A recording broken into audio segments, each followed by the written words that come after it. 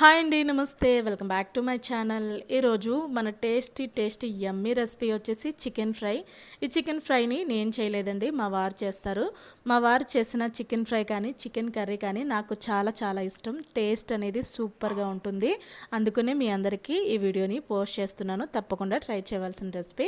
మరి చికెన్ ఫ్రైని ఎలా రెడీ చేసుకోవాలంటే ముందుగా దీనికోసం జీలకర్ర, లవంగాలు, గసగసాలు, ధనియాలు, యాలకులు, అలాగే కొంచెం చెక్క ఇవన్నీ వేసుకోవాలి. చిన్న మిక్సీ జార్లో వేసుకుని, అలాగే దీనిలో కొంచెం అల్లం, కొంచెం వెల్లుల్లి వేసుకుని దీన్ని మెత్తగా పేస్ట్ చేసుకుని పక్కన పెట్టుకోవాలి. తర్వాత చికెన్ తీసుకోవాలి. నేను ఇక్కడ చికెన్ లెగ్ పీసులు తీసుకున్నాను, అలాగే 2 వింగ్స్ తీసుకున్నాను.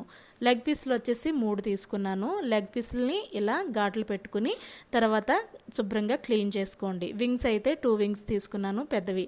ఇవి బాగా కడిగి పక్కన పెట్టుకోండి. ఇప్పుడు స్టవ్ ఆన్ చేసుకుని ప్యాన్ పెట్టుకుని, ప్యాన్ వేడైన తర్వాత దీనిలో నూనెను వేసుకోవాలి. ఫ్రై కాబట్టి కొంచెం ఎక్కువగానే పడుతుంది.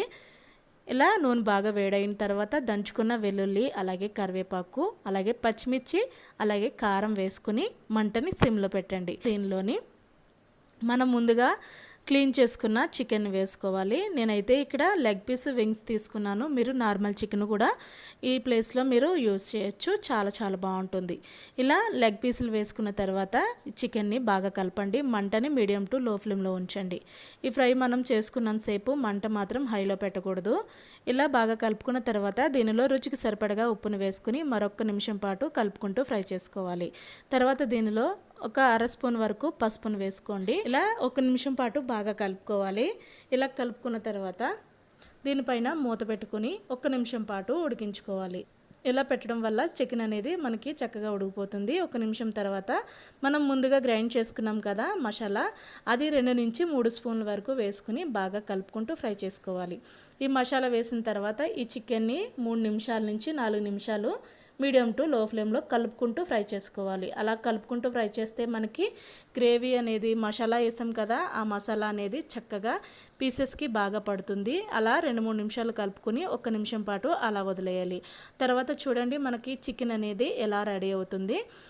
పీసు కూడా మనకి చాలా బాగా ఉడికిపోతుంది, చాలా బాగా ఫ్రై అవుతుంది. తర్వాత దీనిలో మనం కొత్తిమీరని, కరివేపాకుని వేసుకుని బాగా కలుపుకుంటూ మరొక నిమిషం పాటు దీన్ని ఫ్రై చేసుకోవాలి. చూసారు కదా ఎంత బాగా ఫ్రై అయిందో. టేస్ట్ అయితే చాలా బాగుంటుంది. తప్పకుండా ఒకసారి ట్రై చేయండి. అలాగే ఈ రెసిపీని ఇలా చక్కగా రెడీ చేసుకుని సాంబార్తో కానీ, పప్పుచారుతో కానీ, రసంతో కానీ ఈ చికెన్ ఫ్రైని టేస్ట్ చేశారంటే చాలా బాగుంటుందండి. తప్పకుండా ట్రై చేయండి. మీరు ట్రై చేసి మీకు ఎలా వచ్చిందనేది కామెంట్ చేయడం మాత్రం మర్చిపోవద్దు. అలాగే ఈ రెసిపీ మీకు నచ్చితే కనుక ప్లీజ్ లైక్ చేయండి, షేర్ చేయండి. మన ఛానల్ని సబ్స్క్రైబ్ చేసుకుని పక్కనే ఉన్న బెల్ ఐకాన్ని క్లిక్ చేయండి. ప్లీజ్ సబ్స్క్రైబ్ చేసుకోండి, సపోర్ట్ చేయండి. Thank you so much for watching my video.